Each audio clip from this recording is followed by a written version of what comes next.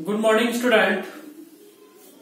आज इस क्लास में हम न्यूक्लियस में incipient nucleus and functions of nucleus के बारे में अध्ययन करेंगे। इससे पूर्व जो अपनी जो बीएससी फर्स्ट ईयर की जो क्लासेस हुई थी उसमें हमने न्यूक्लियस की स्ट्रक्चर के बारे में देखा था, किस प्रकार के चार पार्ट्स होते हैं।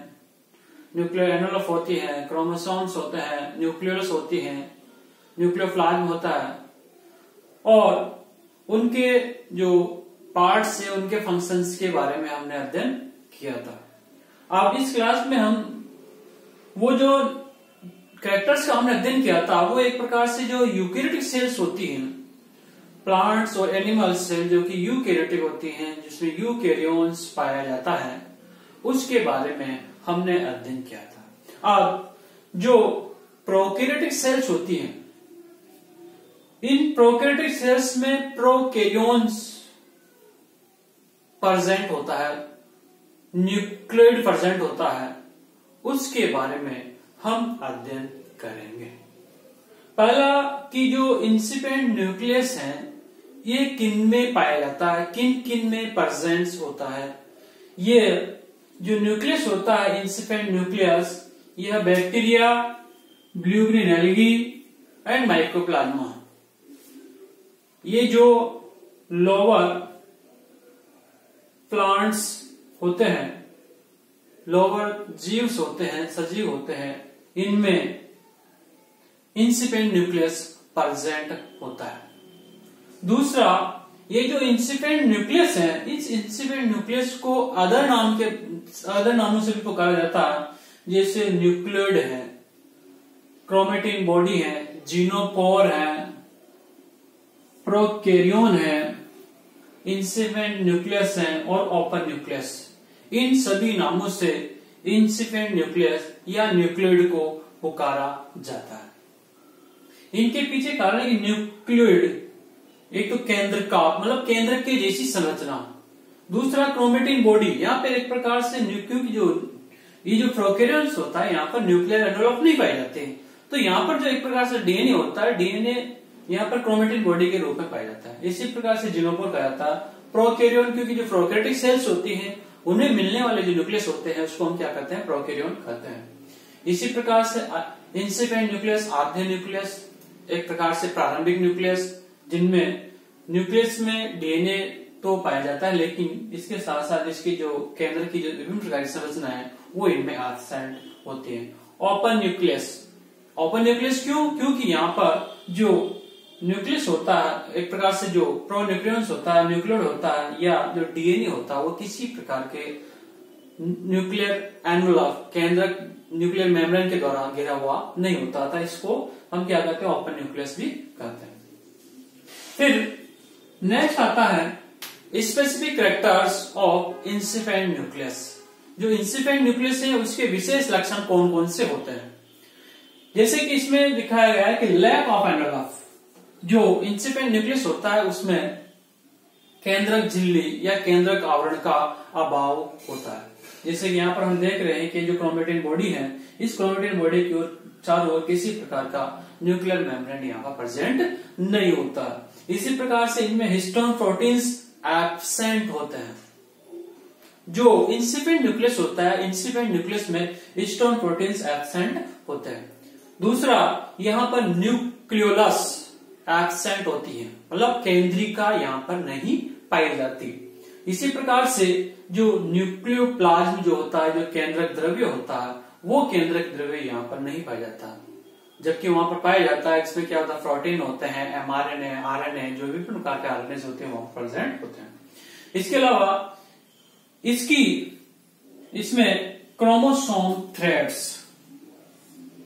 गुणसूत्रीय धागे भी एब्सेंट होते हैं, नहीं पाए जाते हैं। और जो लास्ट जो इंपॉर्टेंट कैरेक्टर्स होता है कि presence of genetic material in the form of DNA threads. जो जेनेटिक मटेरियल होता है, आंशिक पदार्थ होता है, जो डीएनए होता है, वो किस रूप में होता है, डीएनए के थ्रेड्स के रूप में, धागेनुमा संरचनाओं में पाया जाता है। जैसे कि हम इसकी संरचना को देख रहे हैं, क्रोमोसोम्स को देख रहे हैं, इसकी संरचना कैसे है, धागे संरचना यहाँ पर पाई जाती है। नेक्स्ट इसमें एक इसकी जो संरचना होती है, स्ट्रक्चर होती है, वो स्ट्रक्चर होती है कैसे होते हैं, हेलिकल, कुंडलित संरचना होती है। जो क्रोमोसोम बॉडी होती है उसकी संरचना हेलिकल फॉर्म में होती है, और साथ ही यहाँ पर राउंड शेप्ड प्लाज्मिड भी पाया जाता है। एक्स्ट्रा डीएनए स्ट्रक्चर, मतलब जो मुख्य जो क्रोमोसोम्स होता है, इस मुख्य क्रोमोसोम डीएनए के अलावा भी कुछ मात्रा में यहाँ पर डीएनए पाया जाता है। वो जो संरचना होती है वो राउंड शेप होती है, गोलाकार होती है, और उसको हम एक वर्ड देते हैं, टर्म देते हैं, उसको क्या कहते हैं, हम प्लाज्मिड कहते हैं। ये जो क्रोमोसोम्स होता है, ये जो इंसिपेंट न्यूक्लियस होता है, इस इंसिपेंट न्यूक्लियस में 80% क्या पाया जाता है, डीएनए पाया जाता है, और 20% इनमें क्या पाया जाता है, प्रोटीन्स इनमें पाए जाते हैं। इसी प्रकार से ये जो क्रोमोसोम्स होते हैं, क्रोमोसोम बॉडी होती है, इंसिपेंट न्यूक्लियस होता है, उसमें नाइट्रोजन बेसेस जो होती है, एडेनिन, गुआनिन, थायमिन और साइटोसिन, ये इनमें प्रेजेंट होती है। लेकिन यहाँ पर एक वर्ड आता है यूरेसिल, यहाँ पर नहीं पाया जाता। यहाँ पर एडेनिन, गुआनिन, थायमिन और साइटोसिन नामक नाइट्रोजन बेसेस ही पाए जाते हैं। कुछ अब सामान्य नाइट्रोजन बेसेस भी यहाँ पर पाई जाती हैं, जैसे कि 6 मिथाइल अमीनोफ्यूरिन, 6 मिथाइल अमीनोफ्यूरिन, और साथ ही S मिथाइल साइटोसाइन भी यहाँ पर प्रेजेंट होते हैं। तो ये एक प्रकार से ये अब सामान्य सारे होते हैं, और AGTC, और इनका साथ ही इनका जो रेशियो होता है नाइट्रोजन बेसेस का, वो रेशियो AT/GC जो रेशियो है वो इक्वल नहीं होता। जबकि हम देखते हैं कि जो यूकैरियोटिक सेल्स जो होती हैं, उन यूकैरियोटिक सेल्स का जो मिलने वाला जो डीएनए होता है, जो कि वाटसन क्रिक ने डीएनए मॉडल दिया था, उसमें दिखाया था कि AT और GC का जो रेशियो होता है वो सिंगल होता है, इक्वल होता है। अतः यहाँ पर वो इक्वलिटी यहाँ पर नहीं पाई जाती। फिर नेक्स्ट अब देखिए, इसलिए जो संरचना दिखाई किसकी दिखाई है, बैक्टीरिया की।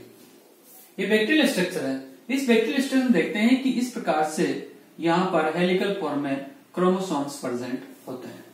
ये जो संरचना होती है इसके एक प्रकार मिजोसोम्स होती हैं, जो कि माइटोकॉन्ड्रिया के समकक्ष इसको संरचना माना जाता है, और ऐसा माना जाता है कि मिजोसोम्स में कुछ मात्रा में कुछ कण डीएनए के यहाँ पर प्रेजेंट होते हैं। और यह जो राउंड शेप स्ट्रक्चर होती है, उस राउंड शेप स्ट्रक्चर को हम क्या कहते हैं, जो कि एक्स्ट्रा क्रोमोसोमल डीएनए होता है, एक्स्ट्रा डीएनए होता है, एक प्रकार से डीएनए की मात्रा होती है, जिसको हम क्या कहते हैं, प्लाज्मिड्स कहते हैं। ये जो प्लाज्मिड्स होते हैं, ये प्लाज्मिड्स 3 प्रकार के होते हैं। कौन कौन से होते हैं, इसको एक तो फर्टिलिटी फैक्टर कहा जाता है, F फैक्टर, फर्टिलिटी फैक्टर। ये जो फर्टिलिटी फैक्टर जिन बैक्टीरिया में पाया जाता है वो F+ होते हैं, मतलब दाता के रूप में कार्य करते हैं। जिनमें नहीं पाया जाता वो F- होते हैं, वो रिसीवर के रूप में कार्य करते हैं। और एक प्रकार से कब, जब उनमें कॉन्जुगेशन ट्यूब का निर्माण होता है, संयुग्मन नलिका का निर्माण वहां पर होता है, तो उस दौरान क्या होता है, एक जो डीएनए की जो मात्रा होती है उसको दूसरे में ट्रांसफर कर दे दिया जाता है। इसी प्रकार से एक होता है R फैक्टर। R फैक्टर होता है रेसिस्टेंस फैक्टर। ये जो रेसिस्टेंस फैक्टर होते हैं, जो विभिन्न प्रकार के जो एंटीबायोटिक होते हैं, उन एंटीबायोटिक के प्रति उस बैक्टीरिया को क्या करते हैं, रेसिस्टेंसी प्रदान करते हैं, प्रतिरोधकता क्षमता उसमें प्रदान करते हैं। इसी प्रकार से वो होता है कोली फैक्टर, जो कि कोलिसिन प्रोड्यूसर फैक्टर होता है। एक प्रकार से जिनमें ये फैक्टर होता है वो कोलिसिन का निर्माण कर देते हैं। तो इस प्रकार से इनमें प्लाज्मिड्स इनमें पाए जाते हैं, बैक्टीरियल सेल्स में या इंसिपेंट न्यूक्लियस या न्यूक्लियोइड्स में। फिर उसके बाद नेक्स्ट जो अपना टॉपिक है वो है फंक्शंस ऑफ न्यूक्लियस, केंद्रक के कार्य। केंद्रक के क्या क्या कार्य हैं, जैसा है कि जो एक जो न्यूक्लियस होता है, जो कि सेंटर में पाया जाता है, किसके, कोशिका के, तो एक प्रकार से वो जो केंद्रक होता है, वो केंद्रक उस कोशिका की कंट्रोल यूनिट के रूप में कार्य करता है।